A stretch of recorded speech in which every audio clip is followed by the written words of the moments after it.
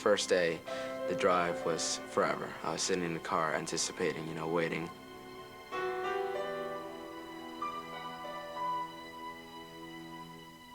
I drove down to St. Andrews as sort of confident, conquering 8th grader, and we pulled into St. Andrews, and you know, there were flowers and the grass was green and it was gorgeous, but I was so scared. I mean, where was I supposed to go? How would I meet my roommate? I didn't know any of those things. The first day, I didn't think I was gonna have any friends. I didn't know anyone.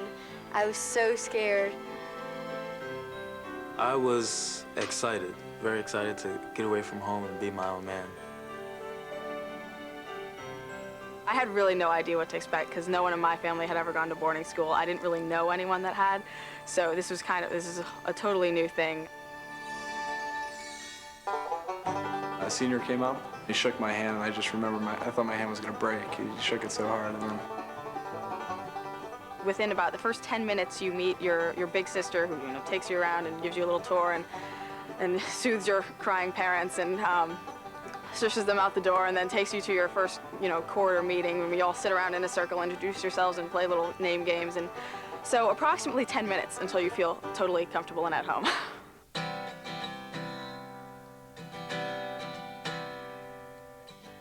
One thing that's great about St. Andrews is that it's all boarding. There are no day students, so that everyone is in the exact same situation. Everyone lives here, everyone has a roommate, and everyone's got an enormous amount of work. Here we have people ranging from everywhere, like literally on the globe. We got, you know, foreign exchange students. It's like a melting pot of like people that like to bring in things that they like to do.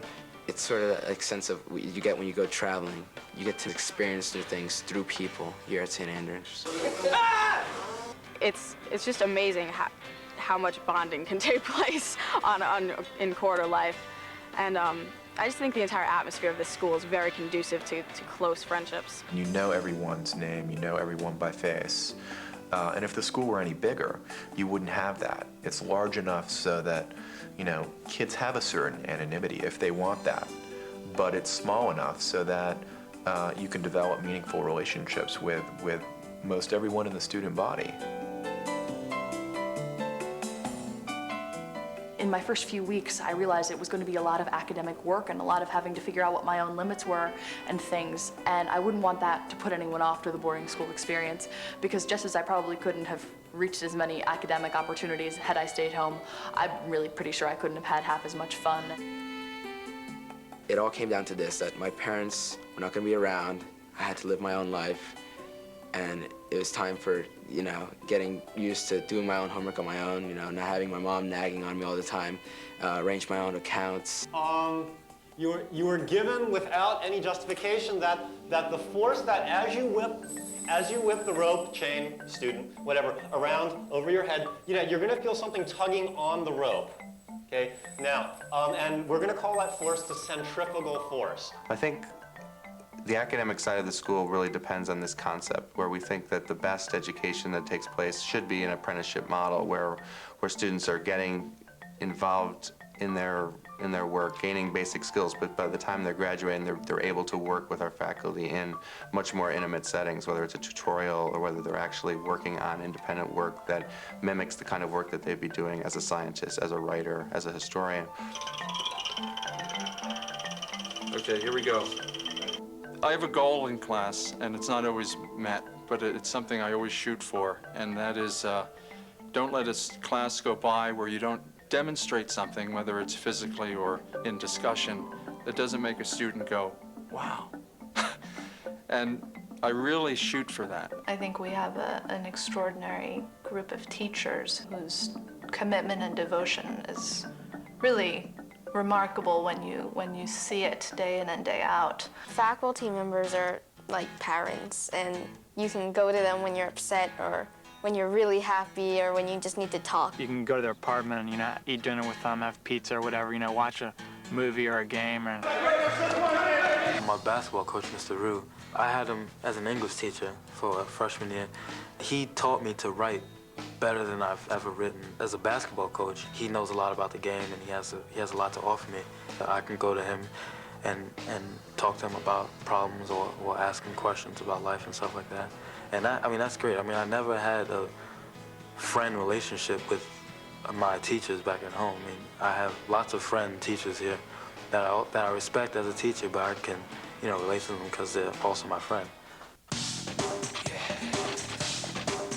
Okay, here's $5 for each of you. That has to feed you for the next 2.5 days. What? Right. Just like scrub. I'll get the Friday one, everybody. It's really good competition, in pretty much every sport we play.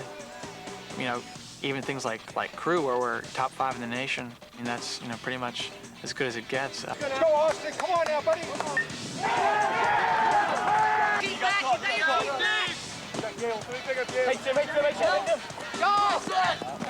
Not only imagine yourself attacking the goals, but really attacking the width of the field. I've never played field hockey before, but from the very beginning, everyone just said, "Yeah, Allison, you can do it," and they just cheered me on.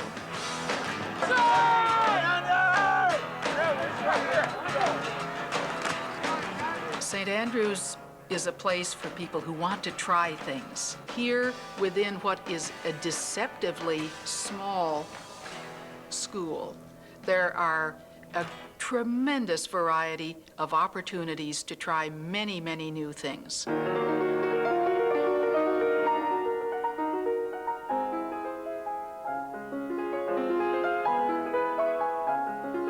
This school is very supportive of the arts as well. This weekend is Arts Weekend. We have this huge, set up in the art building, and the entire weekend is really dedicated to appreciating all the artists of the school and the musicians and the actors. Music is really important to me, and so I'm glad that there's a lot of music at this school.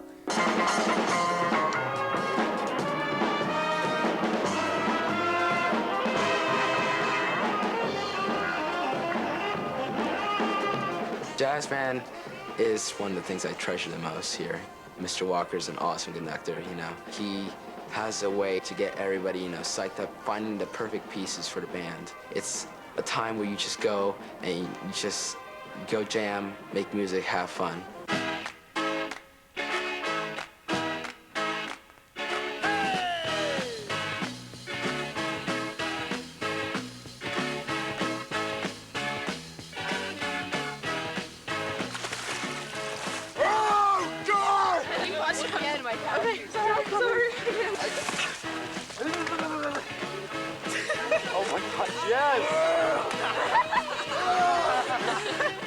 There's always time for fun, I guess. In downtime, I guess I come to the girls' common room and just hang out with the girls. Dances, people really come out. You get to see people's real characters. I don't think that everyone's strict and uptight and serious hard worker. I think that there are a lot of times to have fun and to relax. I love it. I love the trails. You can go out hiking, and if you got a mountain bike, you can go out and mountain bike. And even if you're having a horrible day, you can walk outside and just be like, this place is nice.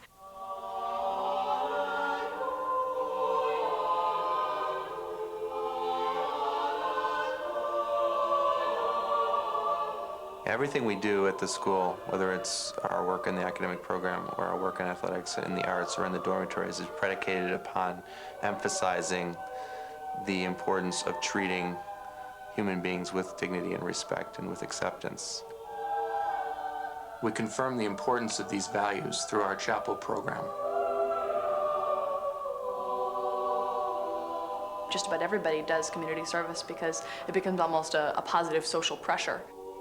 What I did last year was a swimming program for physically and mentally handicapped kids, and a lot of them were going for the Special Olympics, and I'd time them and just teach them how to float.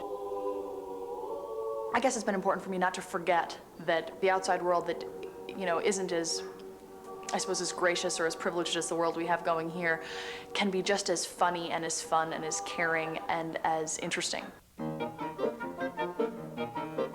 I think if the student leaves the school excited about some aspect of their experience here, whether it's in the arts, whether it's in the English classroom, if they leave with an excitement, with an interest, and a desire to pursue that, and with the skills to pursue it, then we've done our job.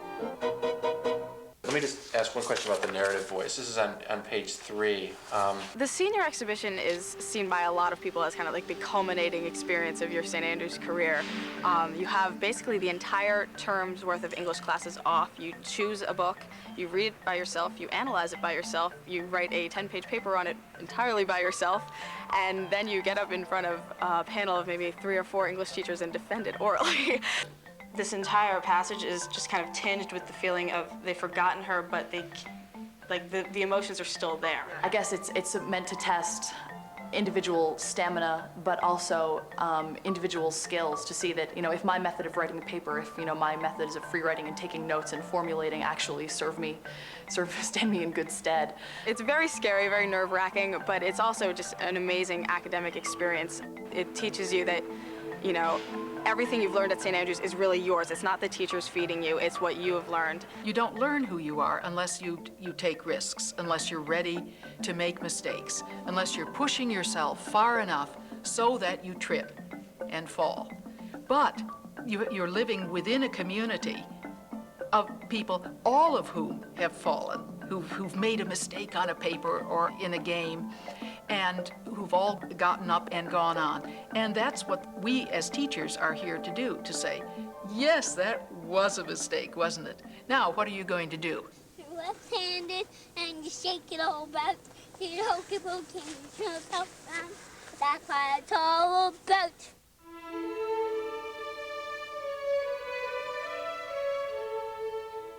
I can't imagine not living, with these guys, and waking up with the same faces and going to breakfast with them, and for some people it may seem monotonous, but I love them all.